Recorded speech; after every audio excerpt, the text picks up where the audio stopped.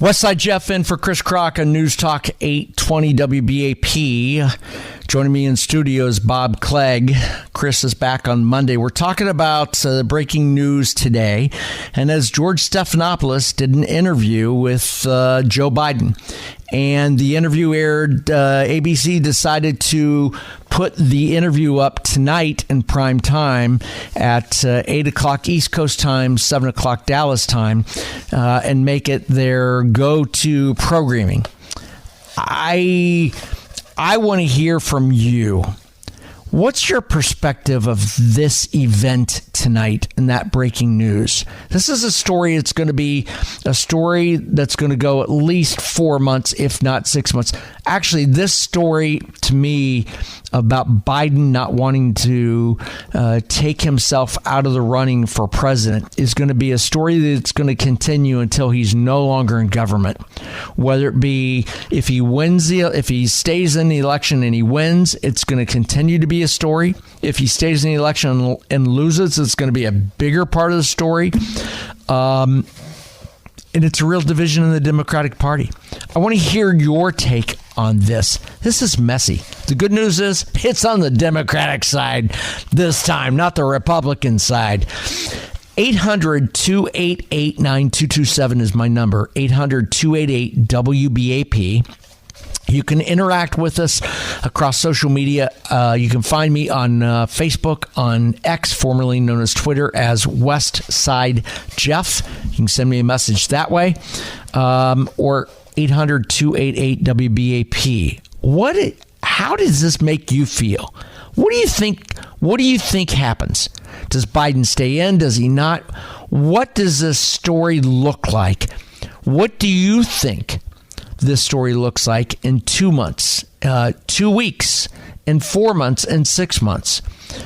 And what does it look for the family Biden? And what does it look for the Democratic Party and the Republican Party? Joining me in studio is Bob Clegg. Bob is a nationally known Republican strategist, handles a lot of big Republican candidates and PACs. There's a couple points I want to get to over the next couple minutes in this segment. Number one, a couple things. At the end of this interview tonight, Stephanopoulos stated that they offered Donald Trump an equal opportunity to respond to this tonight. We'll talk about that in a few minutes. One of my surprises is Trump has been totally absent and void and kept his mouth shut, which is unbelievable. He stayed out of it. He's let the dumpster fire continue to catch a blaze. Kudos for that. We'll talk about that in a minute. I want to talk coming up this hour about Trump's VP. He said all along he would announce it before the RNC. The RNC is 2 weeks from now. Why hasn't he announced it yet? And when does he announce it? Does he know who it's going to be? But I want to go back to the last caller we had. A gentleman called, I forget his name, but he said he was very adamant and passionate about this. He said Republicans need to go after the Democratic Party, not just Biden, but Democratic Party. And they need to go after the Democrats on their stance on abortion, their stance on open borders, their stance on world issues and military affairs, their stance on the economy, their stance on everything. Attack the party. Bob Clegg, respond to that caller's, as he was, the caller, I forget his name, but he was talking and you were just jumping around the room. Enjoy. Well, yeah, I mean, he had some really, really good points about the Democrat Party and their agenda for America and how bad it is. And every single, the open borders, abortion, all of it, great. Perfect. He was right on. But there is one overriding reason why we need to go after the Democrat Party. And that is because they have been creating this cover-up that has been going on for the last 5 years. The cover-up of Joe Biden's health. Yes. They knew what was going on. They knew back in 2019. But they went out of their way to ensure that Joe Biden was their nominee when they could have had Bernie Sanders. but they just felt, and they were probably right, that Joe Biden really was the only Democrat at that time that could beat Donald Trump. And what you're saying, and let me say it a different way, is what you're saying is Bernie Sanders was gaining steam 4 years ago. Bernie Sanders had a real, true path to potentially be the nominee. Yeah, he was going to be the nominee. Bernie Sanders was going to be the nominee. Yeah, I mean, it was the Democratic Party was not okay with that. No, and the media was not okay with that. No, because so the Democratic Party and the media got in cahoots to ruin Bernie Sanders, and they imploded and put Biden in there because Biden was the safest of the rest of the candidates. He was polling. He was up 7-8 points on President Trump at that time. No, not Biden, but Biden Bernie. was. No, Bernie wasn't ahead. That was the problem. Got it. Bernie wasn't ahead, and Biden was. So even though many of the people in the Democrat Party knew that Joe Biden was starting to slip, they didn't care. It was all about winning. So they have been part of this conspiracy to lie to the American people. They need to be held accountable for that lie. And we have to take it out on them this fall. My number is 800-288-9227. I want to hear your input. I want to hear your thoughts. How does this go over with you? How does this make you feel? And what do you think? How do you think Republicans should respond? 2 weeks from last night is the RNC, the coronation of Donald Trump in Milwaukee. What do you think Trump and the Republican team should do over the next 2 weeks? I want to hear from you at 800-288-9227. Bob, one of the things we talked about is Trump was offered equal time. He declined. Very smart.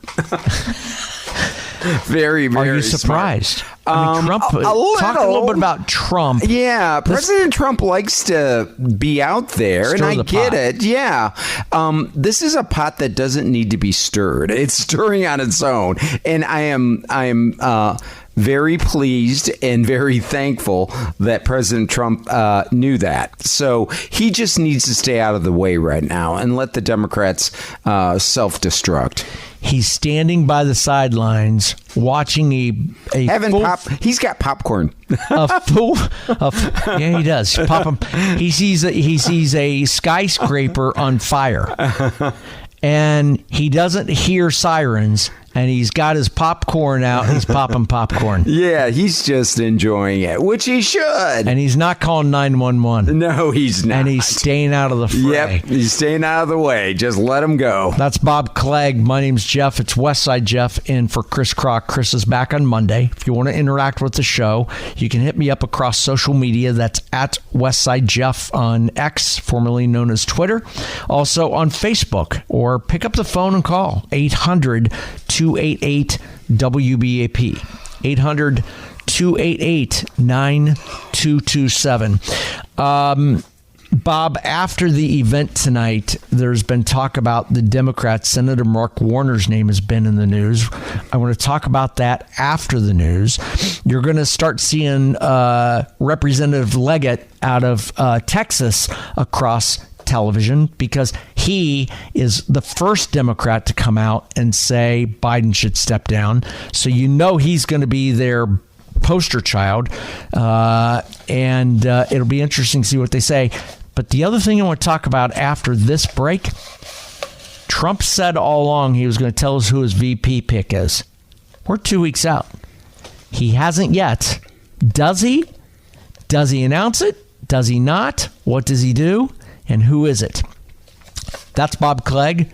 I'm Westside Jeff. We'll talk about that in 4 minutes on News Talk 820 WBAP and now on FM at 93.3.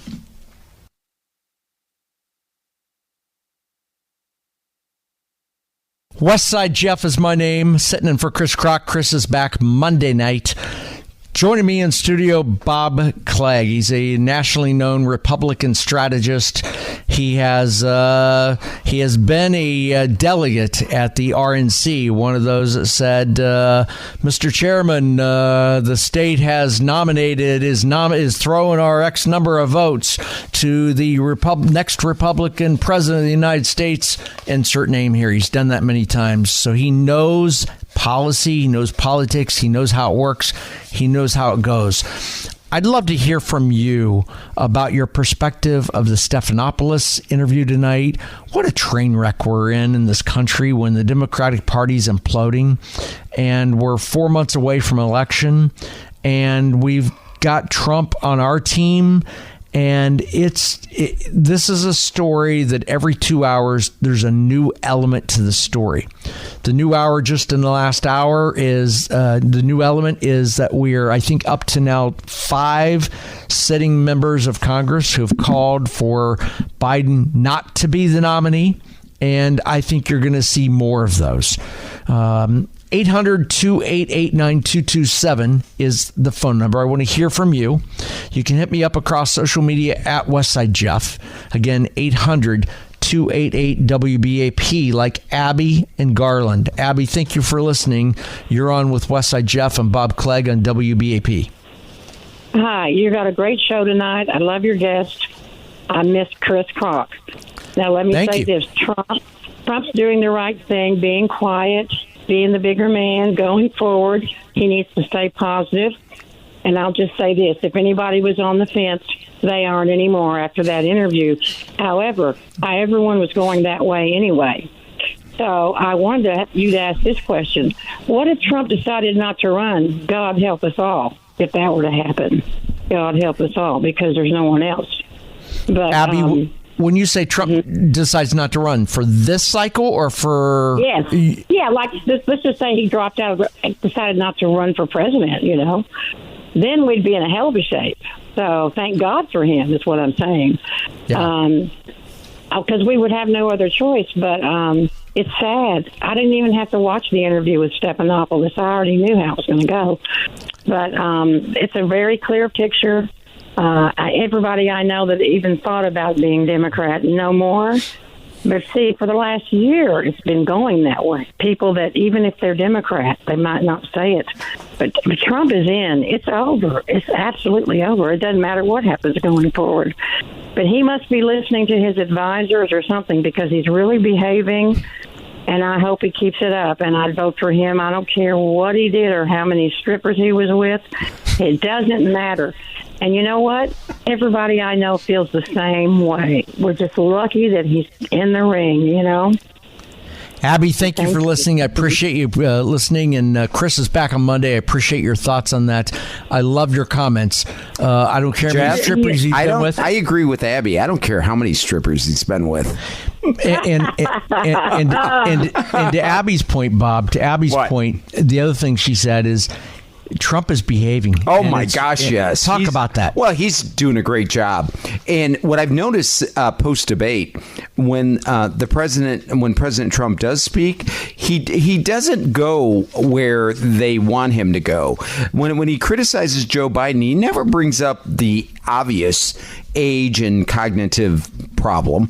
What he talks about is, Joe Biden's policies have been a disaster for America. And, he goes down that road, which is perfect. That's what you need to attack Joe Biden on. And then remind people, are you better off now than you were 4 years ago? That's all Donald Trump has to do. And I'm hoping, like Abby, that he keeps doing that until Election Day. Let's talk about to Abby's point. What would she talked about if Trump were not the nominee? Let me rephrase what she was saying. He's certainly going to be the nominee. There's no way he would not be the nominee this cycle. But to her point, I think what she was saying, without Trump, let me say it a different way. She was, I think, saying there's no bench. I don't agree with that, Abby. I think there's a bench. I think Trump takes all the air out of the room. If Trump were not a political factor in the Republican Party, there would be there would be others who would rise, whether it be DeSantis or Nikki Haley or somebody new that would rise out of the cream of out of the Republican Party. But I just think Trump takes the air out of the room, and it doesn't matter who's behind him at this point. And no matter what, you still have the disastrous record of Joe Biden and the Democrats for the last 4 years. So that's not, even if we didn't have Donald Trump as our nominee, we would still have that to run against. And that's a pretty powerful thing to have in this election. Put you on the spot real quick, Bob. Westside Jeff in for Chris Kroc. Bob Clegg joining me. Who do you think his VP pick will be? I think it's Doug Burgum. I agree with you. From North Dakota. He's Mike Pence 2.0. I don't know about that. Supportive, quiet, will support, and a great supporter role, right? Mike Pence wasn't there when he really needed him. Yeah, so, but I mean... he didn't know that in advance. No, he did not. Let's go to John in Princeton. John, thank you for being a part of the show tonight. What's your read on this? Well, one of the things I believe as we pulled together, we definitely need to recall everything that's happened over the last 8 years, because we can't let them off on this, because this is something they've been doing continuously year after year. You're talking the Democratic Party. Have to put a stop to it. Yep. John, thank you from Princeton. Thank you for listening. I agree with you. Your point is very clear, and that is the Republican Party needs to unite against the Democratic Party, not just Joe Biden. This is not an issue of just Joe Biden. This is an issue of really putting the Democratic Party where it belongs and taking advantage of an opportunity. They're all guilty of what has been done to this country. They who? The Democrats. Yep. That's what we're talking about. Yes. Okay. They're all guilty of what's gone on in our country for the last 4 years. They're all should be indicted. And they're in the position they are, Democrats are, because, again, Bernie Sanders was polling really well 4 years ago in the primary, headed towards the coronation of the party. The Democratic Party as a whole didn't like it, and their best bailout, their parachute, was Joe Biden. And they empowered Joe Biden. They put Joe Biden in that position. Now they're stuck with him. We'll continue this conversation. I want to hear your input on this as a listener. What do you think about all this? What's your take? What's your opinion? What does this race look like in a week, 2 weeks, 4 weeks, 8 weeks, 4 months? 800-288-WBAP, 800-288-9227.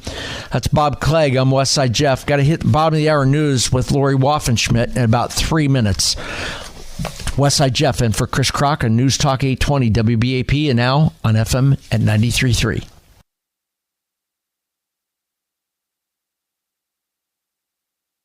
Westside Jeff is the name in for Chris Kroc. Chris is back on Monday night in this chair. Right now I get a chance to plop my butt in his studio chair. So thank you for the opportunity, and thank you for listening, being a part of the show. Joining me in studio, Bob Clegg. Bob is a nationally known Republican strategist. We're talking about the big story of the day. It's an ugly onion, and it stinks. And as you unpeel it, you're finding more and more layers to it, and more. Boy, what a major story this whole thing is about Biden, and does he run?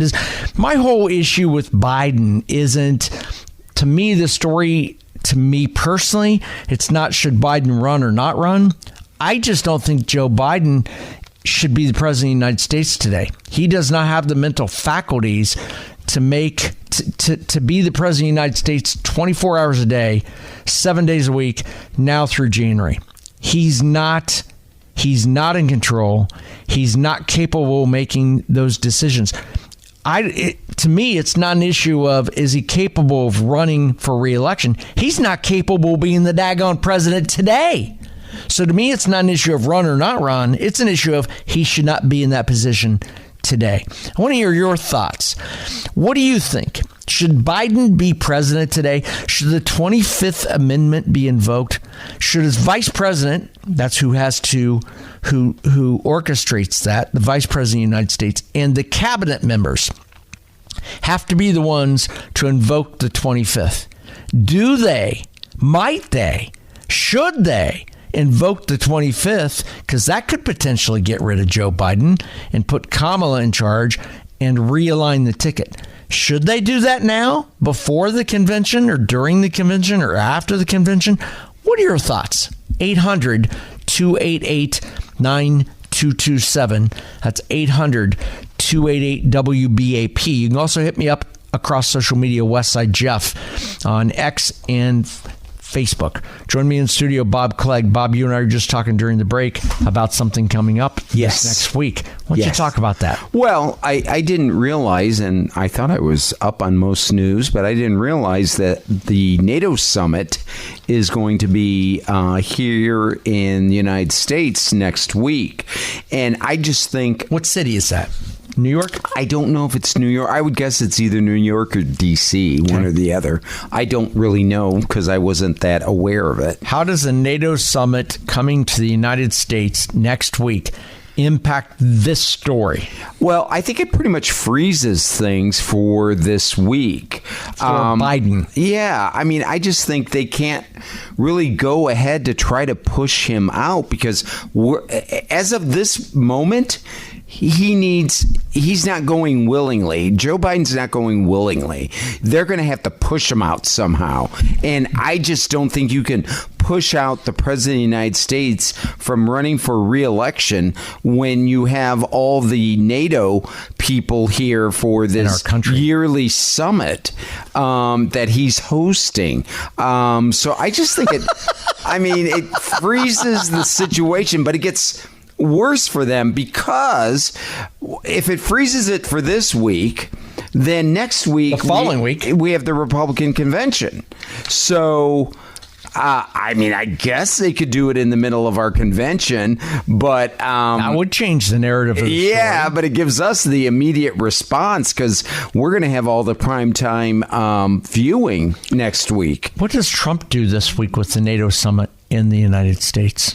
Well, I don't know if he's going to do anything. Well, what he could do is talk about how he, as president, forced those NATO countries to spend more on defense and not have the United States carrying 98% of that burden.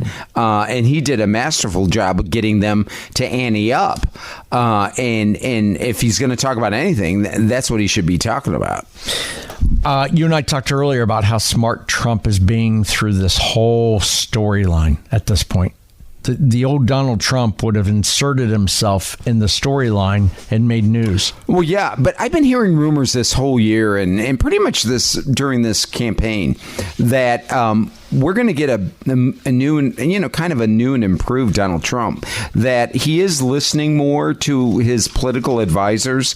And I think this time around, Donald Trump really wants to win. He wants to prove that 2020 he was really right, that he did win. He wants to prove that by winning this year. But also, let's face it, he needs to win to take away all this lawfare that has been directed at him by the Biden administration. So he's got a lot of incentive to do what's best politically so he can win this thing. And so far he has. One of the things that benefits Donald Trump as a candidate, not being the former President Trump, but Donald Trump as a candidate, and you and I have talked about this over the years, is that he's not a politician, that he's an outsider, that he's a TV star. He's benefiting because of his background in television. You and I have talked about that a lot. Explain your 2 cents worth on that. You're a Republican strategist. So explain it from the Republican strategy standpoint. Well, yes, he was a TV star. He had his own reality show, which was very popular. In fact, my nephew, when he was 5 years old, wanted to be Donald Trump for Halloween. That tells you how popular The Apprentice was.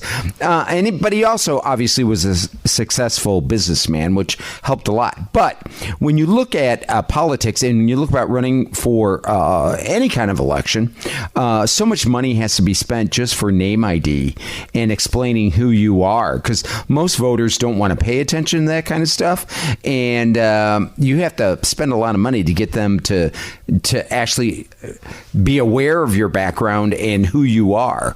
Donald Trump didn't have to do any of that. And he didn't have to spend any of that money back in 2016 when he first ran. And I think that was a big, big, big advantage that nobody really talks about much.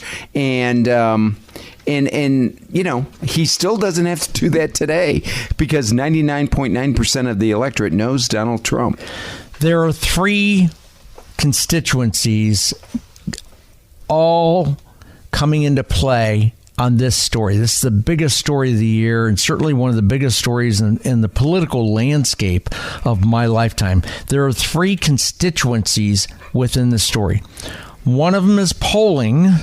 So the Democrats, better yet, Team Biden, has to turn polling around. That means voters. A second one is donors. He needs to shore up the bases on donors because yesterday, Abigail Disney came out and specifically said she will not be donating to Democratic Party causes and to Team Biden until any Democrats until Biden exits the race. And she's not the only one. Several donors have said, I'm not giving any more money to any Democrats until Joe Biden is not the nominee. But if Joe Biden is the nominee, they'll change their mind. You think? Oh, yeah. I mean, bad orange man. Yeah. Oh, come on, Jeff. You know, they're using it as a threat. If they can't get Biden off the ticket and he's the nominee, those people are going to give because they don't want Donald Trump to win. The third constituency that Biden's reelection team has is support on Capitol Hill.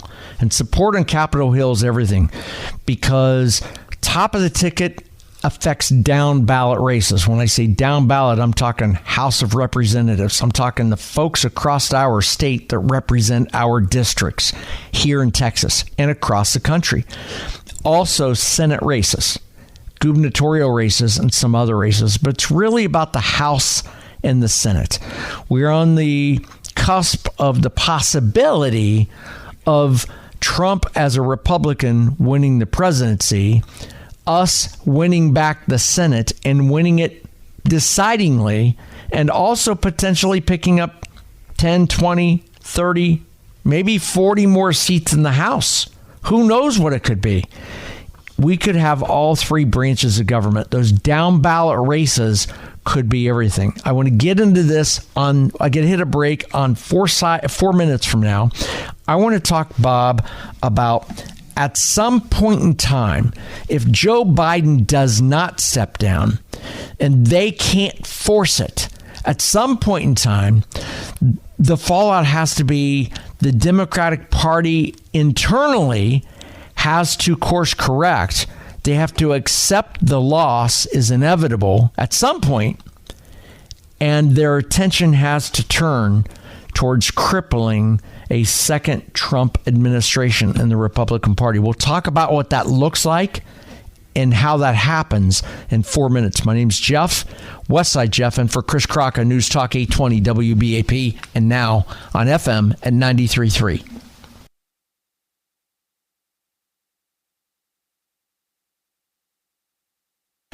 So Stephanopoulos did his interview today with President Biden, and I contend there was it did not help Joe Biden. It made things much more complicated for the Democratic Party. Now, Jeff, please give Joe a break here. You love it, don't you? Yes, I love it. You're stoking. Go, you're antagonistic. Joe, go. You're just poking the bear.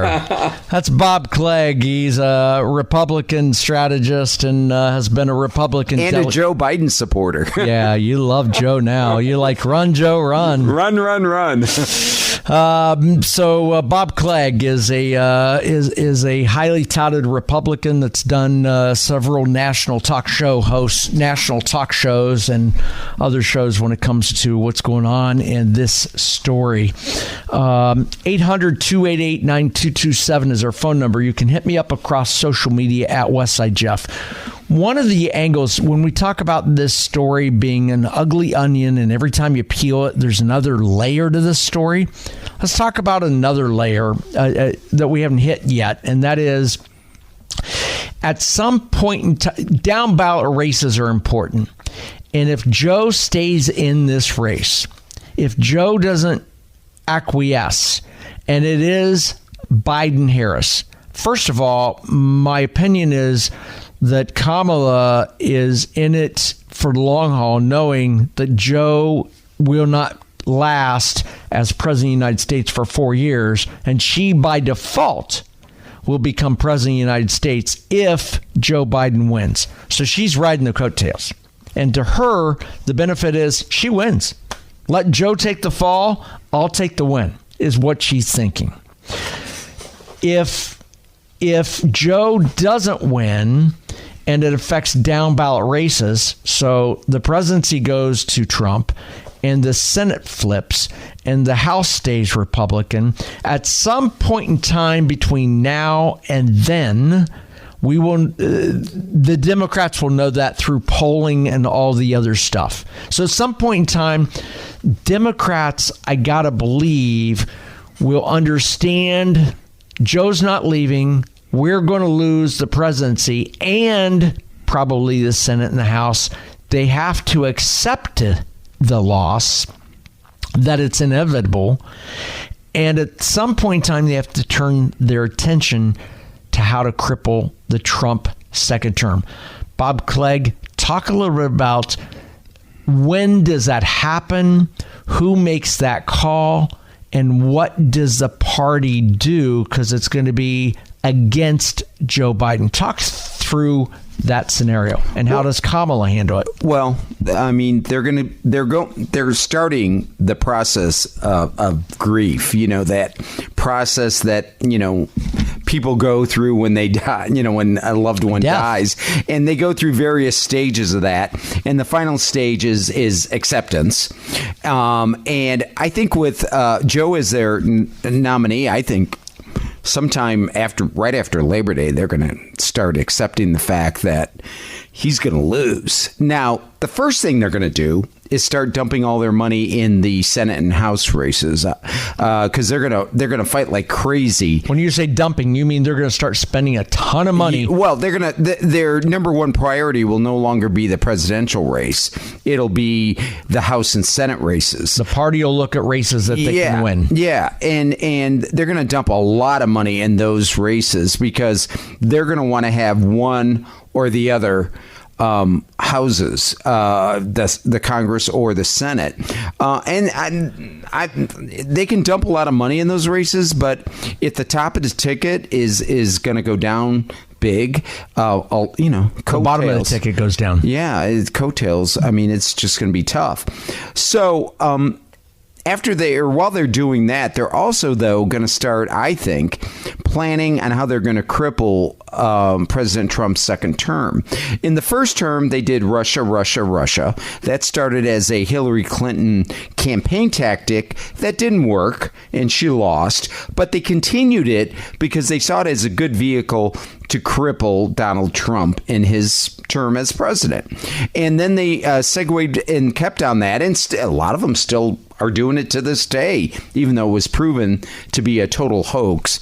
But then they segued into the Ukraine and that phone call that President Trump had with Zelensky, and decided, we're going to impeach him.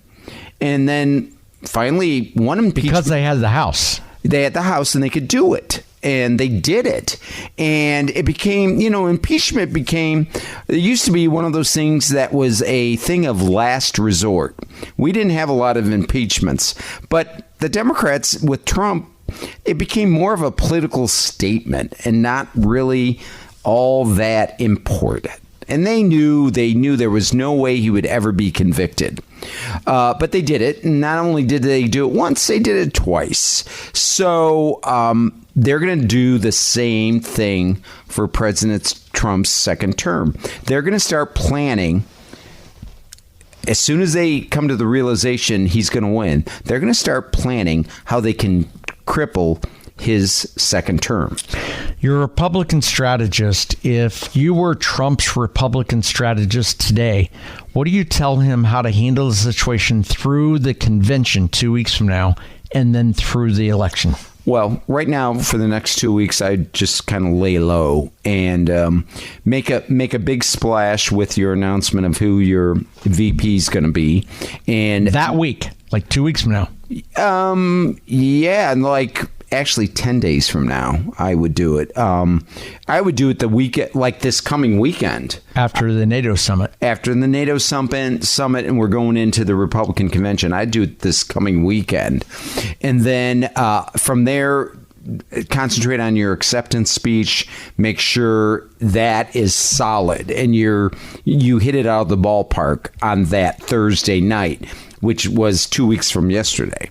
Those are the two main things I would be doing for the next 2 weeks. And then after that, lay low again and let the Democrats' mess play out, because I don't think it will be resolved yet. And it's still going to be a mess, and let them have their mess. And then I think their convention's going to be a mess, whether it's the protesters there, whether there's some kind of a floor fight, which there could be. I don't know. Just let them do that. And then as soon as, the 1st of September comes, you're on Are You Better Off Than You Were 4 years ago? And just go down that road.